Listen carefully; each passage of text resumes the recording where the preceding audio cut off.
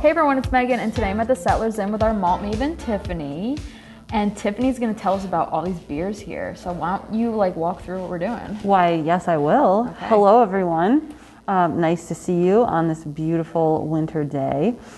Today, I really wanted to talk about Belgian beer because it truly is basically brewed for pairing with the great foods and offerings that we have for the holiday season. So I thought that would be a really great beer for us to try. Mm-hmm. For example, St. Bernardus here was really almost brewed to pair with toffee pudding, truly. Okay. One of our signature desserts here. Mm-hmm. But wanted to give you a little history on Belgian beer because it's fascinating and has some great, exciting names. So Belgian beer, Westmalle, which we're picturing here, that's a Belgian double.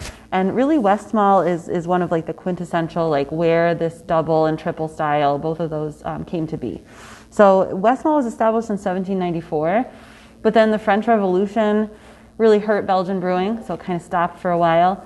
Then just as they started to get back on their feet, World War I came and the Germans started to strip copper from the breweries, from the brewing equipment. And it really took a while for it to get back up and running. But in 1926, great time for Belgian beer because Heinrich Verlinden, great name, right? He came to Westmalle in Belgium, and he came to help them perfect the style. The monks had been brewing beer for a while, looking as happy as this guy here, St. Bernardus, right there. Really. But it wasn't always good. So unfortunately, consistency was not there. So this guy, Heinrich Verlinden, came in and really helped them perfect the double style.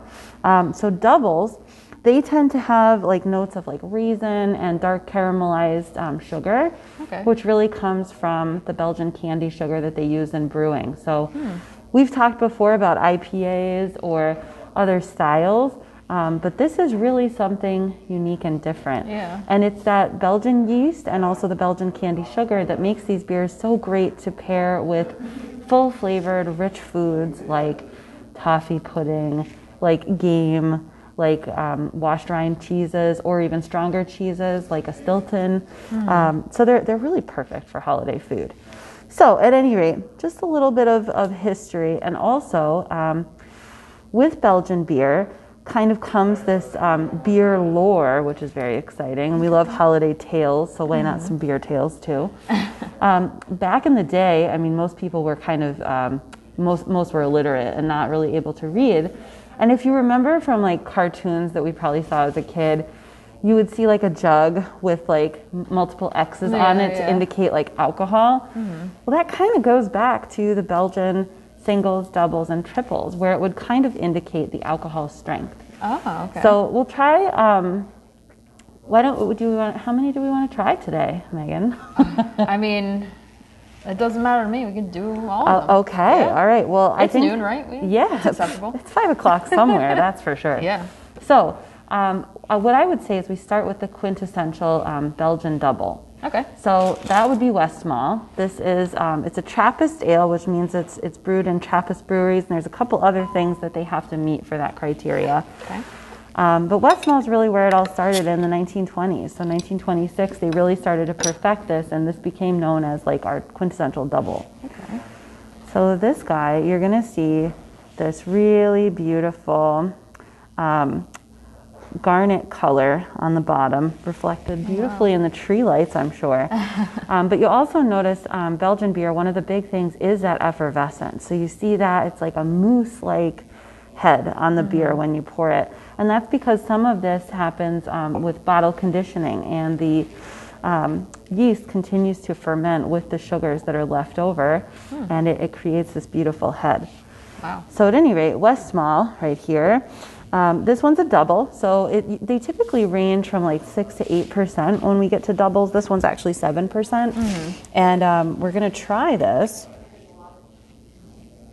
So you're smelling, you get a lot of kind of yeastiness, some breadiness, a little bit of sugar note there.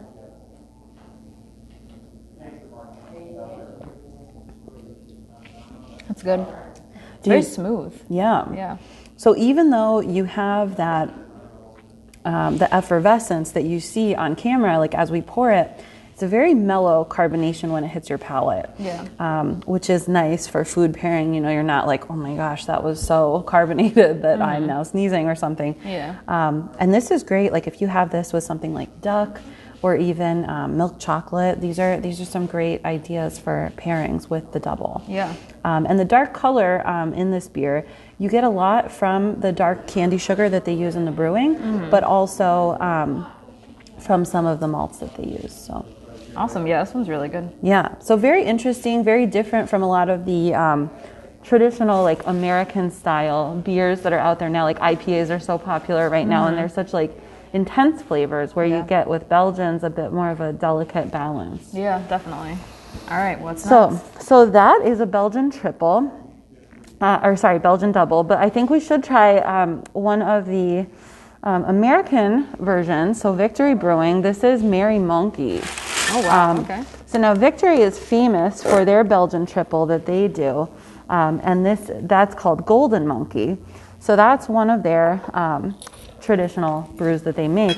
This one, they've actually amped up with a little bit of holiday spice, some cranberry, and you'll notice it has this beautiful color. Typically a triple is a gorgeous golden color, which this one has, and it's not as carbonated. So I mean, there's still something to say for the Belgians, and they know how to do it best, but Victory is lovely. Okay. But you see, this has a golden color, but it also has a little bit more orange, and that's probably from the addition of the cranberries to this beer as well. So we just poured the Victory Merry Monkey. Golden Monkey is the one that they're famous for, which is around 9%, and it's a Belgian triple, a little bit more golden and hazy than this version. But this one actually comes in at 10%, which is probably because of the additions of like cranberries. That gives the yeast something else to consume and ferment and create the alcohol, which we love. So this is the triple. Triples usually, this one will be different because of the addition with the cranberries and the spice. But typically, again, you're gonna get that like Belgian candy sugar note that we smelled on the double, but you're also, tell me what you taste, I won't tell you.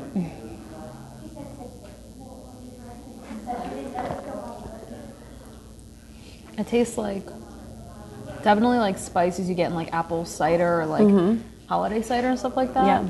Like cloves and oranges, I feel like I taste. Yeah. And all that stuff. No, that's all correct. It's nice and fresh. Yeah. So typically, like with Belgian triples, your main like bullet points on flavor are going to be on a standard Belgian triple, you get a lot of banana, fruity esters. You also get citrus, a little bit of floral quality, spice. Yeah, that too. It tastes kind of like a floral. Yeah, and even in some, you can get notes of like bubble gum because of the Belgian yeast, which is interesting. Not like double bubble, but like just a little bit of that. But this is very nicely balanced. Triples are typically good with things like roasted turkey, brie, which are two favorite of mine for the holidays. Yeah. Yeah, it's nice, and it's just as light as the other one, even though they're totally different colors, I think, because, Yeah, it's and really cool. It's a little astonishing that this is 10% because it's very smooth. Yeah, that's scary, but, Yes. it is what it is.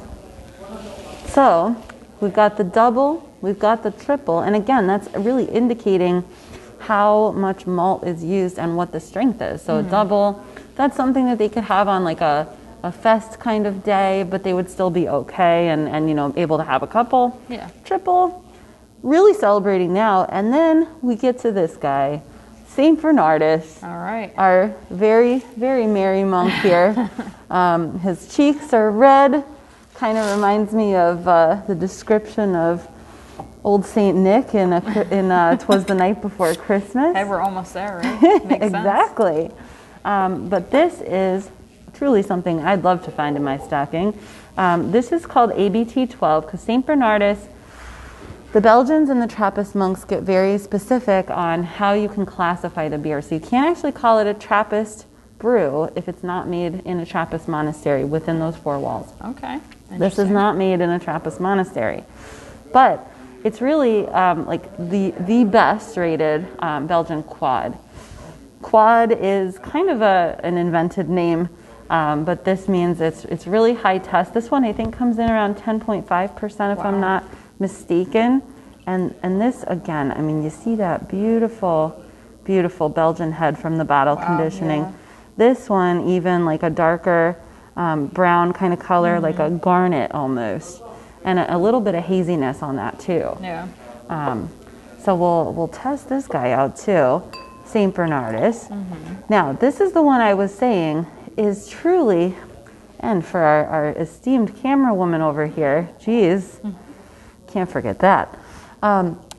This one truly, I think it's almost like it was brewed to pair with toffee pudding, which is our signature toffee pudding, which is on our list at Settlers. Yeah. So it's got some great fig and date notes.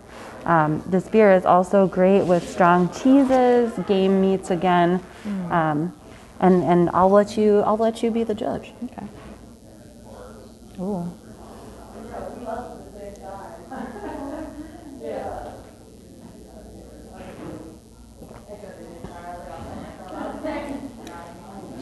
Yeah, I like this one. It's like a little thicker in my opinion, but it's still like so smooth. Yeah. This one I notice a little bit more of the effervescence for whatever reason that is. Probably because there's more fermentable sugars in the bottle when they cap it, so it can continue to ferment and the yeast is active. But in here, I mean, it's great. I mean, you can pair this with creamy flavors. You can pair this with like the seared quality that happens on like seared scallops and things like that. Although with scallops, I might go more with a triple, just because it's slightly lighter. But this is very, very interesting. Yeah, I kind of feel like, you know, you have those dessert wines that you just have with like your cake and your cheesecake, all that kind of stuff. But this is like you said, toffee pudding. I feel like this would pair really well. It just tastes like it. Yeah. For some reason. It's so weird. Yeah, and that's one of the big schools of thought with beer pairing is you want to have complementary flavors, but not overwhelming. So with this, you're not getting an intense like sweetness, even though you would kind of think that you would. Yeah. But instead, with the toffee pudding, I mean, that's really allowing our warm caramel sauce to shine through, and then be able to have this complement it well. Yeah. No, agreed. I hope we've demystified a little bit about Belgian beer. You know, one of really the most famous styles of beer and brewing, even though we lose sight of that sometimes with the delicious IPAs we create here stateside. Yeah. So what did you think? I loved it all, and honestly, I didn't know much about Belgian beer, which is why this is great. And it's definitely going to be put on my to-go at-home beer list. So.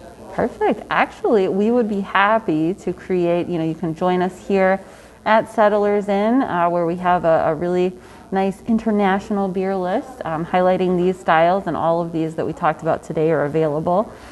Or we'd be happy to create you a curated six-pack so you can do a beer tasting at home, perfect by warm fires, snowy nights, and with any kind of little cheese plate or feast that you desire.